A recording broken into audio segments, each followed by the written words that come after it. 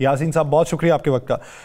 यासीन आज़ाद साहब, आपने कल की समात भी देखी, आपने उसके ऊपर तबसरे भी बहुत किए हुए हैं और आज की समात भी आपने मुफस्सल तौर पे सुनी है जो उस समात में जवाज़ पेश किया गया इलेक्शन कमीशन की तरफ से और तौजी जो पाकिस्तान तहरीक इंसाफ की तरफ से, उसकी बुनियाद पे ये जो फैसला है, ये फैसला पाकिस्तान तहरीक इंसाफ के लिए कितना भारी हो सकता है और बतौर ट्रेंड सेटर अगर इस फैसले को देखें तो मुस्तकबिल में कितनी पॉलिटिकल जमातों को मुश्किलात होंगी?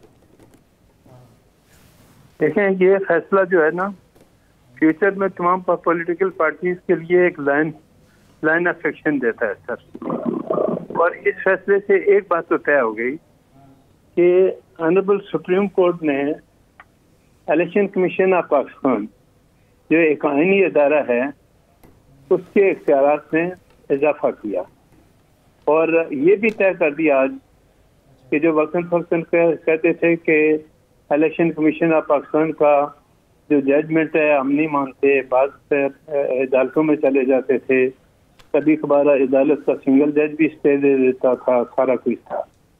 लेकिन आज ये होल्ड कर दिया कि अगर आप अपने पार्टी के अंदर इलेक्शन नहीं कराएंगे तो इलेक्शन कमीशन ऑफ पाकिस्तान को इख्तियार है कि वो किसी भी पार्टी के खिलाफ किसी किस्म की भी कोई कानूनी कार्रवाई कर सकता है।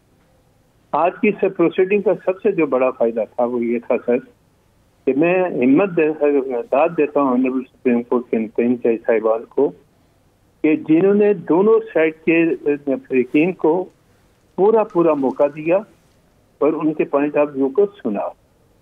और ये एक बात सही है कि जब आपने already petition lower high court में की हुई थी तो फिर आपको पेशावर जाने की जरूरत क्या थी? इसका मतलब ये हो गया कि हम मर्जी का हाई कोर्ट भी ढूंढते हैं कि कहाँ से हमें रिलीफ मिलेगा, ये तरीका गलत है। मेरा आज भी कहना यह है कि इस्लामाबाद हाई कोर्ट बनाने का मकसद ही ये था कि फेडरल गवर्नमेंट के जितने ऑफिस हैं वो सारे इस्लामाबाद में हैं, तो आप या तो इस्लामाबाद हाई कोर्ट चले जाते या पिंडी हाई कोर्ट की सर्किट बंद पिंडी में है, आप उसमें चले जाते।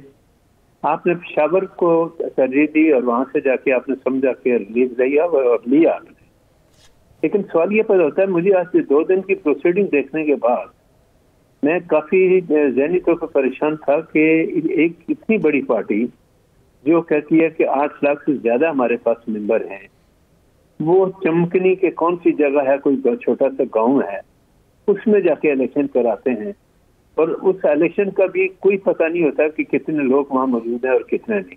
चले, इस पे राणा साहब सवाल आपसे करना चाहते हैं, लेकिन मैं इस पे उनकी तौजीह भी आपको बताऊंगा कि उन्होंने जो तौजीह इसकी जो रखी हुई थी। जी राणा साहब। अच्छा यार, आपने दुरुस्त कहा सारी बात, लेकिन मुझे एक बताएं, मौजूदा हालात में कौन सा शहर ऐसा था, कौन सा वकील ऐसा था जिसको किसी ने माफ़ किया हो? जब किसी इस सियासी जमात के लोगों को दफ्तर खोलने की इजाज़त ना हो, सियासी जमात के लोगों को इकट्ठा होने की इजाज़त ना हो, सियासी जमात के वकला को अदालतों के अंदर से बाहर से उठा लिया जाए, तो आप क्या समझते हैं कि फिर ये इलेक्शन किसी एक जगह हो सकते थे? वो जगह जो मनपसंद हो, यानी इस्लामाबाद या लाहौर या किसी जगह? सर, मैं आपके इस नुक्ता नज़र से इख्तिलाफ करने का मेरा हक है। जी बिल्कुल बिल्कुल। और जो चीज़ें आपने कही हैं, मैं इसका उल्टा आपसे सवाल करता हूँ कि आप ये बता दें कि इस पार्टी को इस स्टेज पे लेके आने वाला कौन आदमी है? और मैं ये समझता हूँ कि इस पार्टी को इस स्टेज पे लेके आने वाला पीटीआई का जो बानी है प्रेसिडेंट है, वो इस पोजीशन में था कि इस पार्टी को इस स्टेज पे लेके आया। आपको किस पागल ने कहा था कि आप हर वो काम करें जो आईनी तौर पर आपको करने का इख्तियार नहीं? आप ये बता दें, क्या ये जुल्म नहीं था कि पंजाब में एक दिन आप रात को इत्तेमाद का वोट लेते हैं और दूसरे दिन एक आदमी के कहने पे पंजाब असेंबली को तोड़ देते हैं, केपीके की असेंबली को तोड़ देते हैं? ठीक है, आईनी तौर पर जब चीफ मिनिस्टर एडवाइस करता है तो गवर्नर उसको बाउंड होता है तोड़ने के लिए, ये बात अपनी जगह पे है। लेकिन इन हालात को खराब करने में आप ये मुझे बता दें कि कौन लोग शामिल है? या 9 मई का जो इंसिडेंट है, मैं ये नहीं कहता, मैं तो वो आदमी हूँ जिसने इलेक्ट्रॉनिक मीडिया पे ये बात कही कि पीटीआई को पूरा मौका मिलना चाहिए इलेक्शन में हिस्सा लेने का, ताकि कल वो ये ना कहें कि हमारे बहुत बड़ी अक्सरियत थी, हम हमारी लोगों में जो हम बहुत ज्यादा पॉपुलर थे, हम जीत जाते, तो इससे फिर एक दफा जो पार्टी इलेक्ट होकर आएगी 5 साल के लिए, 5 साल तक इस पार्टी को जब मौका मिलेगा तो शोर शराबा करना उनका हक है, कानूनी हक है। मैं नहीं कहता कि नहीं है, मेरा आज भी पॉइंट ऑफ व्यू है कि तमाम सियासी जमातों को इंतखाबात में हिस्सा लेने का पूरा मौका मिलना चाहिए। लेकिन अब सवाल ये पैदा होता है कि जब आपको 4 साल जो आप हुकूमत में रहे, इलेक्शन कमीशन ऑफ पाकिस्तान आपको बार बार शो कॉज नोटिस देता रहा कि आप अपनी पार्टी का इलेक्शन करा लें, आपने इस तरह तवज्जो क्यों नहीं दी? आपने इस रिक्वायरमेंट को, कानूनी रिक्वायरमेंट को पूरा क्यों नहीं किया? किसने रोका था आपको? और उसके बाद भी जब आपकी हुकूमत खत्म हो गई तब भी शो कॉज नोटिस पे शो कॉज नोटिस जाते रहे। तो आपने कहा जी हम इलेक्शन कमीशन को मानते ही नहीं है। भाई एक आईनी इदारा है, जिस तरह अदलिया का इदारा है, जिस तरह इलेक्शन कमीशन का है, जिस तरह पार्लियामेंट का इदारा है, ये सारे के सारे आईनी इदारे हैं, इनका एहतराम करना मेरा और आप सबका फर्ज बनता है। अच्छा, आप क्या यासीन साहब मुस्तकबिल में क्या देखते हैं कि जब आपके नज़दीक तमाम तर इख्तियारात दे दिए गए इलेक्शन कमीशन को, अब ये इलेक्शन कमीशन का इस तस्वाब राय है कि वो किसको मोहलत दे दे या किसको ना दे? अगर ऐसी सिचुएशन हुई और कोई दूसरे की नज़ीर की बुनियाद के ऊपर किसी और फॉर्म पे जाना चाहता हो तो इसका मतलब कि वो नहीं जा सकता?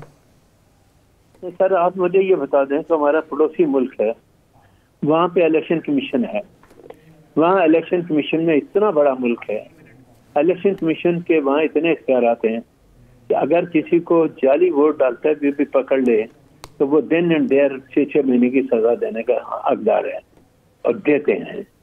इलेक्शन कमीशन इतना पावरफुल है कि किसी को हिम्मत नहीं है सकती कि उनसे उंगली उठाए। हमारे यहाँ अपनी मर्जी से हम इलेक्शन कमीशन के मेम्बरान को ले आते हैं, चेयरमैन भी अपनी मर्जी से हम बनाते हैं, एक दूसरे का जो तरीकाकार आइन ने दिया उसके मुताबिक बनाते हैं, सारा कुछ करते हैं। सवाल ये पैदा होता है कि आइन इस बात का इख्तियार देता है ना इलेक्शन कमीशन ऑफ पाकिस्तान को कि फ्री एंड फेयर इलेक्शन कराएं। आप ये इससे इत्तेफाक करते हैं, मैं भी करता हूँ। तो आईनी तौर पर जब उसको इस बात का इख्तियार दे दिया गया कि आप फ्री एंड फेयर इलेक्शन कराएं, तो क्या election commission of Pakistan free and fair election executive की सपोर्ट के बगैर करा सकता है? मेरा कहना नहीं। बहुत अच्छी बात यासीन साहब, आपने बड़ी अच्छी बात की। अब आप क्या समझते हैं कि अब तो आज़ाद उम्मीदवार होंगे ना, पीटीआई के उम्मीदवार कोई नहीं होगा, बल्ले का निशान छिन गया, अब वो लोग आज़ाद हैसियत से इलेक्शन लड़ेंगे। क्या अब भी उनको इलेक्शन लड़ने की इजाज़त होगी जिनके कागजात मंजूर हो गए हैं? और क्या यही इलेक्शन कमीशन उन्हें वही सहूलतें मुहैया करेगा जो मुस्लिम लीग नून, पीपल्स पार्टी, जमात इस्लामी या किसी और को है? देखिए सर, आज के फैसले से एक बात तो तय हो गई कि पीटीआई के जिन लोगों ने नॉमिनेशन फाइल किया वो पार्टी निशान पे तो इलेक्शन नहीं लड़ सकते, लेकिन वो आज़ाद उम्मीदवार तस्वर किए जाएंगे और हर एक को election commission of Pakistan bound है उनको निशान देने का, अलॉट करने का। एक बार छोटी सी चीज मैं आपको याद कराना चाहता हूँ कि जब मियां नवाज शरीफ को लाइफ के लिए डिस्क्वालीफाई किया आपने,